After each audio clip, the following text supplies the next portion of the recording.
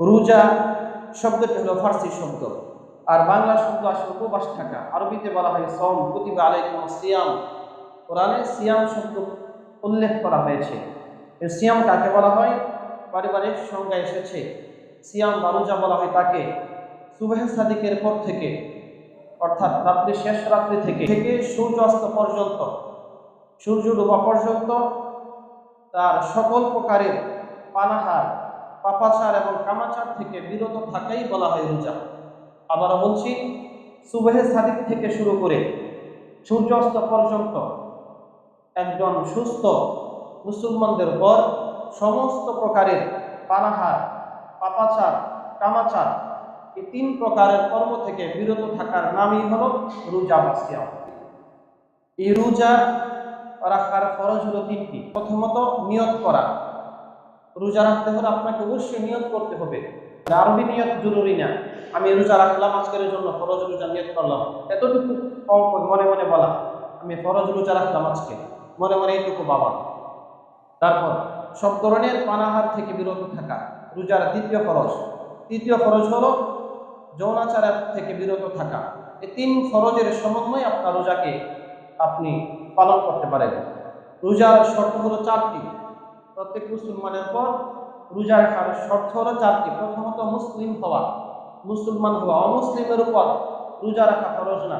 কোনো হিন্দু মুসলমানদের সাথে বসবাস করে, বন্ধুত্ব করে, মুসলমানদের দেখা দেখি সে রোজা রাখলো, তাই বলে সে মুসলমান হয়ে গেল না, যতক্ষণ না পর্যন্ত সে ঈমান আনবে। অনেকে মুসলমানদের সাথে ইফতারি করে, ইফতার মাহফিলে অংশগ্রহণ করে, তাই বলে সে মুসলমান হয়ে যায় না। অনেকে মুসলমান ছেলেদের সাথে হোস্টেলে থাকার কারণে সে খাবার খায় না, বিরত থাকে, তাই বলে সে মুসলমান হয়ে যায় না। এই জন্য রোজার প্রথম শর্ত হলো মুসলমান হওয়া, ইমানদার হওয়া। দ্বিতীয় শর্ত হলো বালেগ হওয়া। অনেক নাবালেগ রোজা রাখে, এটা তার নফল ইবাদত হবে, কিন্তু রোজার ফরজ হলো বালেগ হওয়ার পর থেকে। যখন সে বালেগ হওয়ার আলামত তার মধ্যে প্রকাশ পাবে, তখন থেকে তার উপর রোজা ফরজ হবে। আর যদি পরস্পরক করে তাহলে সে গুনাহগার হবে। তারপর অক্ষম না হওয়া। রোজা রাখার তৃতীয় শর্ত হলো অক্ষম না হওয়া।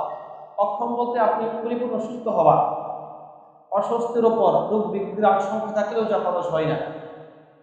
সবল হওয়া, এমন বৃদ্ধ যে রোজা রাখলে মৃত্যু হতে পারে, অচেতন ব্যক্তি, অজ্ঞান, সে কিছুই বুঝে না, তার উপর রোজা রাখা ফরজ না। এই জন্য অক্ষম না হওয়া। সক্ষম ব্যক্তির উপর রোজা ফরজ। তারপর মহিলাদের জন্য ঋতুস্রাব থেকে বিরত থাকা। রোজা প্রায় 7 প্রকার। প্রথম প্রকার হলো ফরজ রোজা। ফরজ রোজা হলো কোন কোন রোজা? রমজানের রোজা এবং রমজানের কাজা রোজা, এইগুলো হলো ফরজ রোজা। কাফারার 7 রোজা এবং মান্নত রোজা। মান্নত রোজাকে অনেকে ওয়াজিব রোজা বলে থাকে, ফরজের সাথে যুক্ত করা হয়েছে। 4 প্রকারের রোজাকে ফরজ করা হয়েছে। প্রথমত রমজানের রোজা। রমজান মাসে রোজা রাখা ফরজে আইন, এবং তার যদি কোনো কারণে কাজা হয়ে যায়, কোনো কারণবশত কাজা হয়, তার পরবর্তীতে একটা রোজার পরিবর্তে আরেকটি রোজা রাখা ফরজ। রমজানের পরবর্তী সময় যদি কোনো ব্যক্তি ইচ্ছাকৃতভাবে রমজানের রোজাকে ভেঙে ফেলে বিনা কারণে, ওই ব্যক্তির উপর তার একটি রোজার পরিবর্তে 7টি রোজা কাফারা হয়। রমজানের পরবর্তী সময় ওই রোজাগুলো রাখা তার জন্য ফরজ। তারপর মান্নতের রোজা। দ্বিতীয় প্রকারের হলো ওয়াজিব রোজা।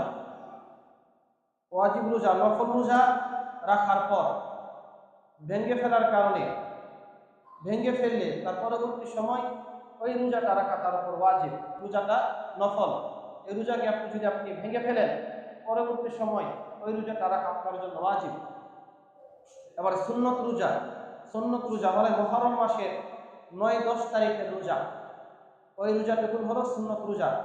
আশুরা রোজা, যেটা ইহুদিরা একটি রোজা রেখে থাকে। রাসূল আকরাম সাল্লাল্লাহু আলাইহি ওয়াসাল্লাম বলেছেন ওই রোজাটাকে 2টি রোজা রাখা, একটি রোজা রাখা যাবে না। অনেকে সবে বরাতের রোজা রাখতে চায়, ওইখানে একটা রোজা রাখা যায়, অন্য সময় একটা রোজা রাখা যায়। তো মুহররমের রোজা রাখতে হলে আপনাকে 2টি রোজা রাখতে হবে। আশুরা রোজা রাখতে হলে 2টি রোজা পাশাপাশি রাখা, 9-10 কিংবা 10-11। তারপর মুস্তাহাব রোজা। প্রত্যেক চন্দ্র মাসের 13, 14, 15 তারিখের রোজা, এগুলো হলো মুস্তাহাব রোজা, আইয়ামে বীজ রোজা বলা হয়। এবং সোমবার বৃহস্পতিবার এই রোজাগুলো রাখা, প্রত্যেক শুক্রবারে রোজা রাখা, সোমবারে রোজা রাখা। রাসূল আকরাম সাল্লাল্লাহু আলাইহি ওয়াসাল্লাম শুক্রবার এবং সোমবার রোজা রাখার চেষ্টা করতেন। সোমবার রোজা রাখতেন, রাসূল আকরাম সাল্লাল্লাহু আলাইহি ওয়াসাল্লাম দুনিয়াতে আগমন করেছিলেন বিদায় এই দিন রোজা রাখতেন। এই রোজাগুলো রাখা মুস্তাহাব। এবং শাওয়াল মাসের 6টি রোজা, যে রোজা রাখলে সারা বছর রোজা রাখার সওয়াব হয়, ওই 6 রোজা রাখা মুস্তাহাব। তারপর নফল রোজা, উল্লেখিত রোজাগুলো ছাড়া বাকি যে কোনো দিন রোজা রাখা নফল রোজা, সওয়াবের আশায় রাখা। তারপর হারাম রোজা, যেই দিনগুলোতে রোজা রাখা নিষেধ বা হারাম, যেমন ঈদের দিনগুলোতে রোজা রাখা হারাম, আপনি ঈদের দিন রোজা রাখতে পারবেন না। আপনি মহব্বত করে আল্লাহ তাআলাকে ভালোবাসে ঈদের দিন রোজা রাখলেন, রোজা আপনার হবে না, বরং গুনাহ হবে। ঈদের ঈদের দিন রোজা রাখা আল্লাহ তাআলা নিষেধ করেছেন। এবং জিলহজ মাসের 10, 11, 12, 13 এই দিনগুলোতে, কুরবানির দিনগুলোতে রোজা রাখা হারাম, ওই দিনগুলোতে রোজা রাখা যাবে না। তারপর মাকরুহ রোজা বলা হয় ওই রোজা, আশুরার দিন একটি রোজা রাখা মাকরুহ রোজা। এই হলো মোট 7 প্রকারের রোজা। আল্লাহ তাআলা আমাদেরকে রোজাগুলো বুঝার তৌফিক দান করুন, আমিন। মুহতারাম হাজিরিন, অনেকে মাহে রমাদান মাস পাওয়ার পরেও রোজা রাখে না, অকারণে ভেঙে ফেলে। যদি কোনো ব্যক্তি বিনা কারণে ইচ্ছাকৃতভাবে এই রোজাকে, মাহে রমাদান মাসের রোজাকে ভেঙে ফেলে, তার উপর কাফারা ওয়াজিব হয়ে যায়। একটু আগে বলেছিলাম 60টি রোজা রাখতে হয়। যদি কোনো ব্যক্তি এই মাসের মধ্যে একটি রোজা ভাঙলো, বাকি যত জীবন পর্যন্ত, যত বছর পর্যন্ত সে বেঁচে থাকবে, সারা জীবন যদি রোজা রাখে, তার মাহে রমাদান মাসের একটি রোজার সমপরিমাণ ফজিলত এবং সওয়াব সে লাভ করতে পারবে না। যদি একটি রোজা ভাঙে, তার সারা জীবন একটি রোজার কাফারা দিতে পারবে না। কত গুরুত্বপূর্ণ মাহে রমাদান মাসের রোজা, এজন্য একটি রোজা ভাঙা যাবে না। তবে রোজার যদি কোনো ব্যক্তি কাফারা দিতে চায়, সে যেন মাহে রমাদান মাসের পরবর্তী সময় 60টি রোজা একটির পরে একটি লাগাতার রাখতে থাকে। যদি কোনো কারণে আবার একটি রোজা ভেঙে যায়, আবার ওই দিনের পর থেকে আবার 60টি রোজা লাগাতার রাখতে হবে, তাহলে তার একটি রোজার কাফারা হয়ে যাবে, তো ফজিলত আসবে না। কিংবা যদি রোজা রাখতে অক্ষম হয়ে যায়, তারও একটি পথ আছে। কি করবে? ওই ব্যক্তি একাধারে 60 জন মিসকিনকে 2 বেলা খাওয়াতে হবে। 60 জন মিসকিন বা ইয়াতীমদেরকে 2 বেলা খাওয়াতে হবে। 2 বেলা খাওয়ালে তার রোজার কাফারা হয়ে যাবে। কিংবা একজন মিসকিনকে 2 বেলা 60 দিন পর্যন্ত খাবার খাওয়াইতে হবে, তাহলে তার রোজার কাফারা হয়ে যাবে। কত বড় গুরুত্বপূর্ণ মাহে রমাদান মাসের একটা রোজা, আমরা হেলায় খেলায় রোজাকে ভেঙে ফেলি, নাউযুবিল্লাহ। মুহতারাম হাজিরিন, গত সপ্তাহে বলেছিলাম যে সব কারণে রোজা ভঙ্গ করা যায়, মুসাফির অবস্থায় মারাত্মক রোগী হলে, রোগ বৃদ্ধির আশঙ্কা থাকলে, এবং গর্ভের সন্তান আসলে, গর্ভের সন্তানের ক্ষতি হওয়ার আশঙ্কা থাকলে, এবং এমন তৃষ্ণা আসলে যে তৃষ্ণার কারণে মৃত্যু হওয়ার উপক্রম হয়, মৃত্যু হয়ে যেতে পারে, ওই সময় আপনার রোজা ভেঙে ফেলা যেতে পারে। এবং তৃষ্ণা, আপনি আর কষ্ট সহ্য করতে পারতেছেন না, অচেতন হয়ে যাচ্ছেন, ওই সময় এই 4 কারণে রোজা ভঙ্গ করা যায়। কিন্তু পরবর্তী সময় আবার রাখতে হবে, একটির পরিবর্তে আরেকটি। মুহতারাম হাজিরিন, রাসূল আকরাম সাল্লাল্লাহু আলাইহি ওয়াসাল্লাম বলেন, যদি কোনো ব্যক্তি এই মাহে রমাদান মাসের রোজা ভেঙে ফেলে, কখন? ইফতারের পূর্ব মুহূর্তে। ইফতারের পূর্বে যদি কোনো ব্যক্তি রোজা ভেঙে ফেলে, ইফতার এর সময় হওয়ার আগেই ইফতার করে ফেলে, তার ভয়াবহতা সম্পর্কে রাসূল আকরাম সাল্লাল্লাহু আলাইহি ওয়াসাল্লাম বলেন, যেটা হযরত উমামা বাহরি রাদিয়াল্লাহু তাআলা হতে বর্ণিত। তিনি বলেন, রাসূল আকরাম সাল্লাল্লাহু আলাইহি ওয়াসাল্লাম বলেছেন যে, আমি একদিন ঘুমিয়েছিলাম, ঘুমের সময় 2 জন ফেরেশতা আসলেন। রাসূল আকরাম সাল্লাল্লাহু আলাইহি ওয়াসাল্লাম, প্রত্যেক নবী রাসূলদের ঘুমগুলো প্রত্যেকটা ঘুমে মুজিজা এবং ওহী।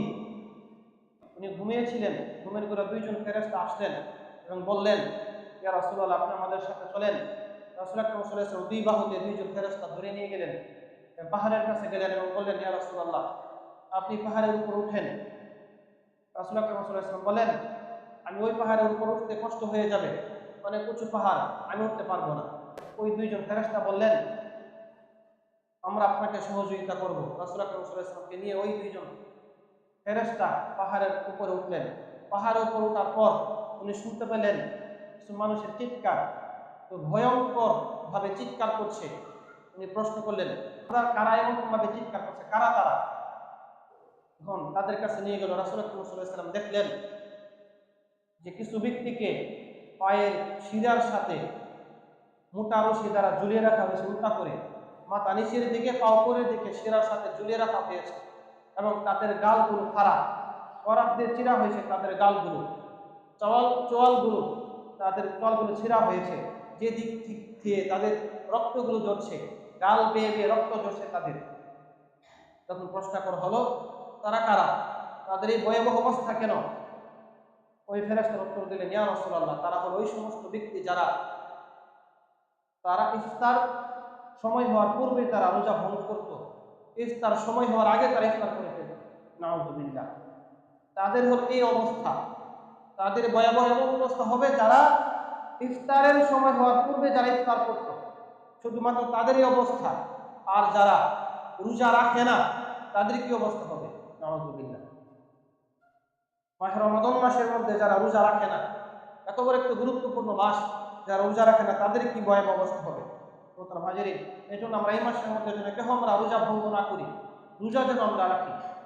মোহতারাম হাজিরিন, রাসূল আকরাম সাল্লাল্লাহু আলাইহি ওয়াসাল্লাম রোজা রাখার ব্যাপারে এবং তারাবির ব্যাপারে কি ফজিলত বলেছেন। রোজা যদি না রাখেন তার তো ভয়াবহ শাস্তি আছে, কিন্তু রোজা রাখলে এবং তারাবি পড়লে কি লাভ? আল্লাহ তাআলা এত বড় একটা মহত্বময় এবং মহতি মাস দিলেন, শুধু দুইটা ইবাদত অতিরিক্ত করলেন। ইবাদত, ইবাদতের মধ্যে অনেকগুলো ধরন আছে। কোন কোন ইবাদত হলো শারীরিক ইবাদত, কোন ইবাদত আসে আর্থিক ইবাদত। মাহে রমাদান মাসে আর্থিক ইবাদত এবং শারীরিক ইবাদত দুইটাই আছে। কিন্তু সারাটি মাস আমরা দিনের বেলা যে রোজা রাখি ও রাতের বেলা তারাবি আদায় করি, এই দুইটি ইবাদত হলো শারীরিক ইবাদত। আমরা রোজা রাখার কারণে আমরা দেহের মধ্যে কষ্ট হয়, তারাবি আদায় করার কারণে শারীরিক পরিশ্রম হয়। এই দুইটি ইবাদত আমাদের করা হয়।